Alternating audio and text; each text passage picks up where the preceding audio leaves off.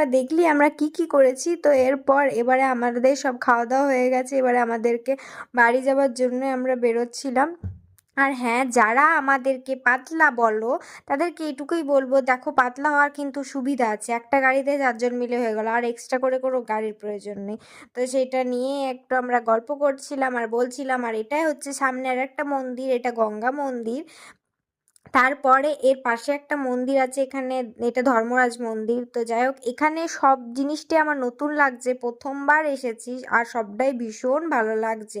তো যাই হোক, তারপর রাহুলদা বলল যে চল, যখন এসেছিস তখন একটু বীরকুলটি থেকেও ঘুরে আসি, সেটাও কেন বাকি থাকে। তো চলো, যেমন কথা তেমন কাজ, আমরাও চলে গেলাম। গিয়ে পরে রাহুলদাকে ব্যাগগুলো দিয়ে দিয়েছি ধরার জন্য, আমরা সবাই মিলে এগিয়ে যাচ্ছিলাম। আর জায়গাটা কিন্তু ভীষণ ভালো।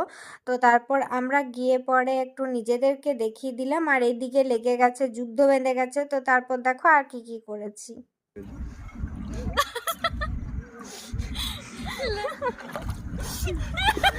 দাঁড়াও দাঁড়াও দাঁড়াও, তাকাও ভালো করে তাকাও।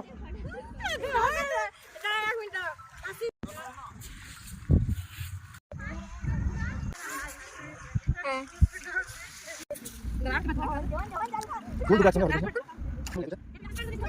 হয়ে গেছে।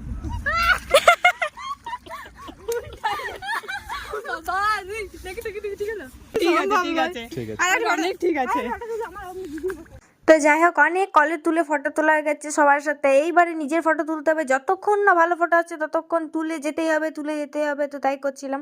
আমার ফটো তোলা কমপ্লিট হওয়ার পর পূর্বাও তুলে নিল। তারপর এবারে দিদি বলছে এবারে বাড়ি চল ভাই, অনেক দেরি হয়ে গেছে, আমাদের বাড়ি যেতে হবে। তো তারপর আমরা এই চারপাশটা একটু ঘুরে নিলাম, মন্দিরটাতেও ঢুকলাম। মন্দিরটা বন্ধ ছিল গেটটা, তার মধ্যেও যেটুকু দেখা গেল তোমাদের সাথে সেটুকুই শেয়ার করলাম।